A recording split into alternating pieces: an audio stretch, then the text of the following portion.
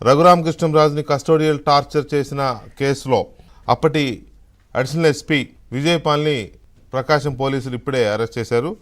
ప్రకాశం SP దీనికి investigation ఆఫీసర్గా ఉన్నారు. ఈ కేసుని ఎంక్వైరీ ఆఫీసర్గా ఉన్నారు.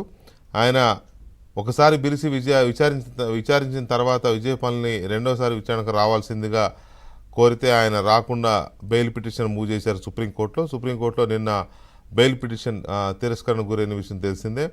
నిన్న సుప్రీం బెయిల్ పిటిషన్ని కొట్టివేయడంతో ఇక ఆయన ఇవాళ విచారణకు హాజరయ్యారు. విచారణకు హాజరైన వెంటనే ఇవాళ ఉదయం నుంచి ఇప్పటి వరకు విచారణ జరిపి ఇప్పుడే అరెస్ట్ చూపిస్తున్నారు విజయపాల్ని.